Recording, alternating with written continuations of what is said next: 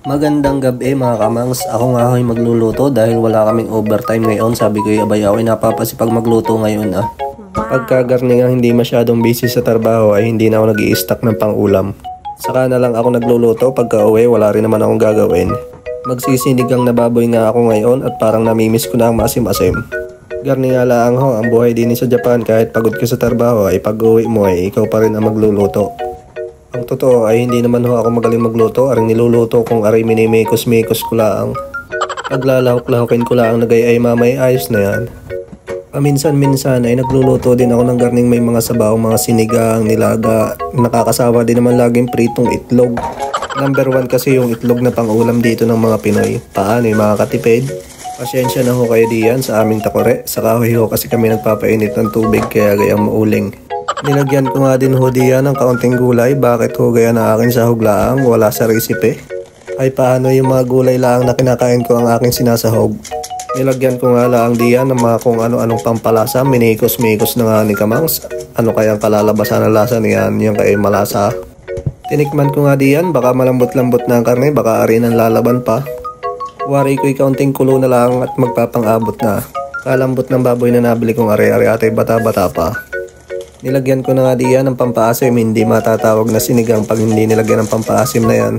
Wow. Mekos-mekos ko nga lang diyan ng kaunti, papakulaan ko ng kaunting minuto at maya may ayos na yan. Titikman ko nga diyan kung magkakaigi na ga. Aba ay parang ayos na nga, abay pangibit-ngibit si Kamangs, lasa ko'y talabang asim. Nilagay ko na nga ang gulay diyan, toppings. O ay kain na ho kayo. Itadakimasu. Marami ho ang ulam ko ngayon dahil binigyan pa ako ng kapitbahay ng minudong are. Tapos nagluto pa ako ng sinigang na baboy.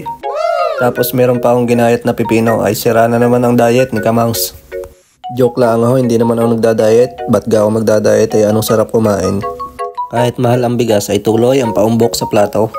Pagkagarning kabibili ko nga lang ho ng bigas 8 kilo ay 2,000. Gayon ho kamahal ang bigas din sa Japan.